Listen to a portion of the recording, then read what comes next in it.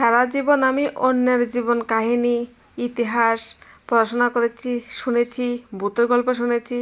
আজকে আমি তোমাদেরকে নিজের ছোটবেলার কথা বলবো। আমার ছোটবেলার কথা শুনে কেউ কিন্তু হাসবে না।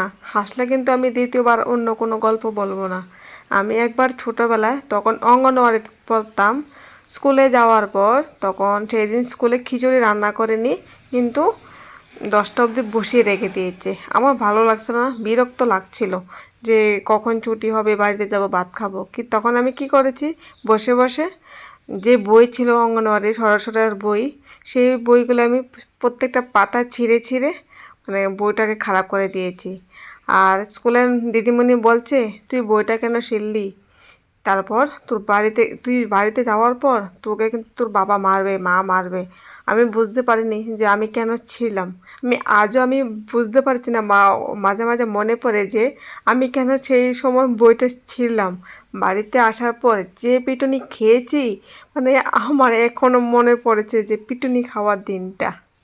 ছোটবেলায় আমি মা বাবার হাতে অনেক মার খেয়েছি। পড়াশোনা না পারার জন্য মার খেয়েছি, আর উল্টাপাল্টা কাজ করার জন্য আরও বেশি মার খেয়েছি। মানে কেন যে আমি উল্টাপাল্টা করতাম আমি জানি না, কিন্তু আমার উল্টাপাল্টা কাজ করতে ভালো লাগতো। সত্যি ভালো লাগতো বলে হয়তো উল্টাপাল্টা করতাম। আরও যে কত কাহিনী আছে অন্য ভিডিওতে বলবো। আজকে ভিডিওটা এতটুকু পর্যন্ত। বাড়ির কাছে পূজা ছিল, বিপন্নাসিনী পূজা। সেখানে পাড়ার 2জন মহিলা আর আমি আর মেয়ে সহ গিয়ে আনন্দ করলাম, খিচুড়ি খেলাম, প্রসাদ খেলাম, বিভিন্ন জায়গায় জায়গায় ঘোরাঘুরি করলাম। রাত্রি 9টার দিকে বাড়িতে এসেছি। আজকে ভিডিওটা এতটুকু পর্যন্ত। কেমন লাগলো তোমরা জানাবে। Tata, by.